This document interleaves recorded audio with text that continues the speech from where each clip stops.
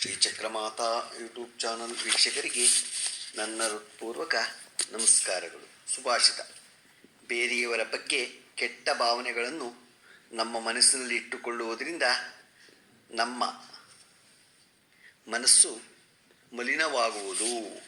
ಅದರಿಂದ ಯಾವಾಗಲೂ ಒಳ್ಳೆಯ ಮನಸ್ಸು ಇಟ್ಕೋಬೇಕು, ಕೆಟ್ಟ ಮನಸ್ಸನ್ನು ಇಟ್ಕೋಬಾರ್ದು.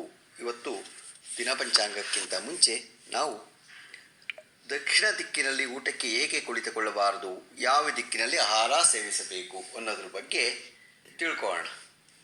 ನಮ್ಮ ಹಿರಿಯರು ಕೆಲವೊಂದು ದಿಕ್ಕುಗಳಲ್ಲಿ ಊಟ ಮಾಡಲು ಕುಳಿತುಕೊಳ್ಳಬಾರದು ಎನ್ನುತ್ತಾರೆ. ಇದರ ಹಿಂದಿನ ಕಾರಣವೇನು, ಊಟ ಮಾಡಲು ಯಾವ ದಿಕ್ಕು ಉತ್ತಮವಾದುದು ಎನ್ನುವ ಮಾಹಿತಿ ವಾಸ್ತುಶಾಸ್ತ್ರದ ಪ್ರಾಚೀನ ವಿಜ್ಞಾನವಾಗಿದ್ದು ಅದು ನಮ್ಮ ಆರೋಗ್ಯದ ಮೇಲೆ ಆಳವಾದ ಪ್ರಭಾವ ಬೀರುತ್ತದೆ. ಇದು ಜ್ಯೋತಿಷ್ಯ ವಿಜ್ಞಾನ, ಕಲೆ ಮತ್ತು ಖಗೋಳಶಾಸ್ತ್ರವನ್ನು ಒಂದುಗೂಡಿಸುತ್ತದೆ. ವಾಸ್ತುಶಾಸ್ತ್ರದ ಪ್ರಾಚೀನ ಗ್ರಂಥಗಳಲ್ಲಿ ಆರೋಗ್ಯ ಮತ್ತು ವಾಸ್ತು ಅಥವಾ ದಿಕ್ಕುಗಳು ಪರಸ್ಪರ ಸಂಬಂಧ ಹೊಂದಿವೆ ಎಂದು ಸ್ಪಷ್ಟವಾಗಿ ಉಲ್ಲೇಖಿಸಲಾಗಿದೆ. ಒಬ್ಬ ವ್ಯಕ್ತಿಯ ವಾಸಿಸುವ ಮನೆ ತನ್ನದೇ ಆದ ಕಂಪನ ಮತ್ತು ಶಕ್ತಿಯನ್ನು ಹೊಂದಿರುವ ಜೀವಂತ ಘಟಕವಾಗಿದೆ ಎಂದು ಹೇಳಲಾಗುತ್ತದೆ. ಸಂಪರ್ಕವು ಎಷ್ಟರ ಮಟ್ಟಿಗೆ ಇದೆ ಎಂದರೆ ಮನೆಯ ಪ್ರತಿಯೊಂದು ಮೂಲೆಯು ದೇಹದ ಒಂದು ನಿರ್ದಿಷ್ಟ ಅಂಗವನ್ನು ನಿಯಂತ್ರಿಸುತ್ತದೆ ಮತ್ತು ಅಸಮತೋಲನ ಕಂಡುಬಂದರೆ ದೇಹದ ಅಂಗವು ಅದರಿಂದ ಪ್ರಭಾವಿತವಾಗಿರುತ್ತದೆ. ಮನೆಯ ಎಲ್ಲ ದಿಕ್ಕುಗಳು ಪ್ರಕೃತಿಯ 5 ಅಂಶಗಳಿಂದ ನಿಯಂತ್ರಿಸಲ್ಪಡುತ್ತವೆ. ಅಂದರೆ ಗಾಳಿ, ವಾಯು, ನೀರು, ಜಲ ಅಂದರೆ ಬೆಂಕಿ, ತೇಜಸ್ಸು, ಭೂಮಿ ಅಂದರೆ ಪೃಥ್ವಿ ಮತ್ತು ಆಕಾಶ ಮತ್ತು ಪ್ರತಿಯೊಂದು ಮೂಲೆ ಅಥವಾ ದಿಕ್ಕು ಅವುಗಳಿಂದ ನಿಯಂತ್ರಿಸಲ್ಪಡುತ್ತದೆ. ಪರಿಪೂರ್ಣ ಆರೋಗ್ಯವನ್ನು ಪಡೆಯಲು ಒಂದು ನಿರ್ದಿಷ್ಟ ದಿಕ್ಕಿನಲ್ಲಿ ತಿನ್ನಬೇಕು ಎಂದು ಹೇಳಲಾಗುತ್ತದೆ. ವಾಸ್ತುಶಾಸ್ತ್ರದ ಪ್ರಕಾರ ತಿನ್ನುವಾಗ ಕುಳಿತುಕೊಳ್ಳುವ ದಿಕ್ಕು ಒಬ್ಬರ ಆರೋಗ್ಯ ಮತ್ತು ದೇಹದ ಮೇಲೆ ಧನಾತ್ಮಕ ಮತ್ತು ಋಣಾತ್ಮಕ ಪರಿಣಾಮಗಳನ್ನು ಬೀರುತ್ತದೆ. ನಿಮ್ಮ ಆರೋಗ್ಯದ ಬಗ್ಗೆ ನಿಮಗೆ ಕಾಳಜಿ ಇದ್ದರೆ ಆಹಾರವನ್ನು ತಿನ್ನುವಾಗ ಒಂದು ದಿಕ್ಕು ಒಡ್ಡಬಹುದಾದ ಆರೋಗ್ಯದ ಅಪಾಯಗಳ ಬಗ್ಗೆ ತಿಳಿಯಲು ಈ ಲೇಖವನ್ನು ಇದನ್ನು ತಿಳ್ಕೊಳ್ಳಿ. ಪೂರ್ವ ದಿಕ್ಕು. ವಾಸ್ತುಶಾಸ್ತ್ರದ ಪ್ರಕಾರ ನಾವು ಪೂರ್ವ ದಿಕ್ಕಿಗೆ ಮುಖ ಮಾಡಿ ತಿನ್ನುವುದರಿಂದ ನಿಮ್ಮ ಮೆದುಳು ಶಕ್ತಿಯುತವಾಗಿರುತ್ತದೆ ಮತ್ತು ಜೀರ್ಣಕ್ರಿಯೆಯು ಉತ್ತಮವಾಗಿರುತ್ತದೆ. ನಮ್ಮೆಲ್ಲರಿಗೂ ತಿಳಿದಿರುವಂತೆ ಜೀರ್ಣಕ್ರಿಯೆಯು ಎಲ್ಲ ಸಮಸ್ಯೆಗಳಿಗೆ ಮೂಲ ಕಾರಣವಾಗಿದೆ. ಆದ್ದರಿಂದ ಯಾವಾಗಲೂ ಈ ದಿಕ್ಕಿನಲ್ಲಿ ಕುಳಿತುಕೊಂಡು ತಿನ್ನಬೇಕು. ದುರ್ಬಲ ಜೀರ್ಣಾಂಗ ವ್ಯವಸ್ಥೆ ಇರುವವರಿಗೆ ಪೂರ್ವ ದಿಕ್ಕು ಸೂಕ್ತವಾಗಿರುತ್ತದೆ.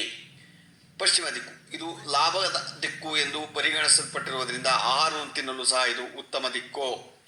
ನೀವು ಪಶ್ಚಿಮ ದಿಕ್ಕಿಗೆ ಮುಖ ಮಾಡಿ ಕುಳಿತಾಗ ಅದು ನಿಮ್ಮ ಮನಸ್ಸನ್ನು ವಾಹಕವಾಗಿ ಮಾಡುತ್ತದೆ. ವಾಸ್ತುಶಾಸ್ತ್ರ ಪ್ರಕಾರ ಈ ದಿಕ್ಕನ್ನು ವ್ಯಾಪಾರ, ಉದ್ಯೋಗ ಮತ್ತು ಅಥವಾ ಬರವಣಿಗೆ, ಸಂಶೋಧನೆ ಮತ್ತು ಶಿಕ್ಷಣ ಕ್ಷೇತ್ರದಲ್ಲಿ ವೃತ್ತಿಪರರಿಗೆ ಉತ್ತಮವೆಂದು ಪರಿಗಣಿಸಲಾಗುತ್ತದೆ. ನೀವು ಪಶ್ಚಿಮ ದಿಕ್ಕಿಗೆ ಮುಖ ಮಾಡಿ ತಿನ್ನುವುದರಿಂದ ನಿಮ್ಮ ಲಾಭದ ಸಾಧ್ಯತೆಯನ್ನು ಹೆಚ್ಚಿಸಬಹುದು ಎಂದು ವಾಸ್ತು ಹೇಳುತ್ತದೆ. ಉತ್ತರ ದಿಕ್ಕು. ಜ್ಞಾನ ಮತ್ತು ಹಣವನ್ನು ಹುಡುಕುವುದರವರೆಗೆ ಈ ದಿಕ್ಕು ಸೂಕ್ತವಾಗಿದೆ. ವಿದ್ಯಾರ್ಥಿಗಳು ಮತ್ತು ಸ್ಪರ್ಧಾತ್ಮಕ ಪರೀಕ್ಷೆಗಳು ತಯಾರಿ ನಡೆಸುತ್ತಿರುವ ಜನರು ಈ ದಿಕ್ಕಿನಲ್ಲಿ ಆಹಾರವನ್ನು ಸೇವಿಸಲು ಉತ್ತರ ದಿಕ್ಕು ಸೂಕ್ತವಾಗಿದೆ. ತಮ್ಮ ವೃತ್ತಿ ಜೀವನದ ಆರಂಭಿಕ ಹಂತದಲ್ಲಿರುವವರಿಗೆ ಆಹಾರವನ್ನು ಸೇವಿಸಲು ಈ ದಿಕ್ಕನ್ನು ಸೂಚಿಸಲಾಗುತ್ತದೆ. ದಕ್ಷಿಣ ದಿಕ್ಕು. ಇದು ಎಲ್ಲಕ್ಕಿಂತ ಕೆಟ್ಟದ್ದು. ಸತ್ತವರಿಗೆ ದಕ್ಷಿಣ ದಿಕ್ಕು ಎಂದು ಹೇಳಲಾಗುತ್ತದೆ. ವಾಸ್ತುಶಾಸ್ತ್ರವು ಕೂಡ ಈ ದಿಕ್ಕಿನಲ್ಲಿ ತಿನ್ನುವುದು ಮಾಡಬಾರದು ಎಂದು ಹೇಳುತ್ತದೆ. ಇದು ಯಮರಾಜನ ದಿಕ್ಕು. ಆದ್ದರಿಂದ ಈ ದಿಕ್ಕಿನಲ್ಲಿ ಆಹಾರ ಸೇವನೆ ತಪ್ಪಿಸಬೇಕು ಎಂದು ವಾಸ್ತು ಹೇಳುತ್ತದೆ. ವಿಶೇಷವಾಗಿ ಪೋಷಕರು ಜೀವಂತವಾಗಿದ್ದರೆ ಈ ದಿಕ್ಕಿನಲ್ಲಿ ಕುಳಿತು ನೀವು ಎಂದಿಗೂ ತಿನ್ನಬಾರದು. ಊಟದ ಕೋಣೆಗೆ ಸರಿಯಾದ ದಿಕ್ಕು ಯಾವುದು? ವಾಸ್ತುಶಾಸ್ತ್ರ ಪ್ರಕಾರ ಊಟದ ಕೋಣೆ ಯಾವಾಗಲೂ ಮನೆಯ ಪಶ್ಚಿಮ ದಿಕ್ಕಿನಲ್ಲಿರಬೇಕು. ಈ ದಿಕ್ಕನ್ನು ಮಂಗಳಕರ ಮತ್ತು ಲಾಭದಾಯಕವೆಂದು ಪರಿಗಣಿಸಲಾಗುತ್ತದೆ ಮತ್ತು ಜನರು ಈ ದಿಕ್ಕಿನಲ್ಲಿ ಸೇವಿಸಿದಾಗ ಅದು ಉತ್ತಮ ಆರೋಗ್ಯಕ್ಕೆ ಕಾರಣವಾಗುತ್ತದೆ ಮತ್ತು ಆಹಾರ ಮತ್ತು ಇತರ ಬೆಲೆ ಬಾಳುವ ವಸ್ತುಗಳ ಕೊರತೆಯಲ್ಲಿಯೇ ಇರಲ್ಲ. ಗೊತ್ತಾಯ್ತಾ? ನಾವು ಯಾವ ದಿಕ್ಕಿನಲ್ಲಿ ಕೂತ್ಕೊಂಡು ಊಟ ಮಾಡಿದ್ರೆ ಒಳ್ಳೆಯದು ಅನ್ನೋದ್ರ ಬಗ್ಗೆ ಇವತ್ತು ತಿಳ್ಕೊಂಡು ಇವತ್ತು ದಿನಪಂಚಾಂಗವನ್ನು ತಿಳ್ಕೊಳ್ಳೋಣ. ದಿನಾಂಕ 28/9/2024 ಶನಿವಾರ.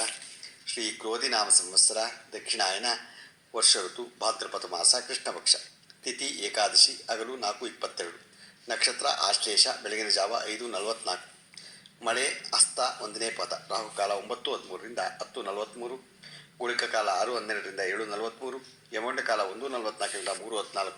ಇವತ್ತ್ಯಾರು ಹುಟ್ಟು ಹಬ್ಬ ಆಚರಿಸ್ಕೊಂತಿದ್ರು, ಮದುವೆಯಾದ ದಂಪತಿಗಳು ವಾರ್ಷಿಕೋತ್ಸವ ಆಚರಿಸ್ಕೊಂತಿರೋರಿಗೆ ನಮ್ಮ ಹೆಬ್ಬಳಲು ಶ್ರೀ ಚಕ್ರಮಾತಾ ಯೂಟ್ಯೂಬ್ ಚಾನಲ್ ಕಡೆಯಿಂದ ಶುಭ ಕಾಮನೆಗಳು ತಿಳಿಸ್ತೀವಿ. ದೇವರು ಅವರಿಗೆ ಆಯಸ್ಸು, ಆರೋಗ್ಯ, ಐಶ್ವರ್ಯ ಎಲ್ಲ ಕೊಟ್ಟು ಕಾಪಾಡಲಿ ಅಂತ ನಾನು ಕೇಳ್ಕೊತೀನಿ.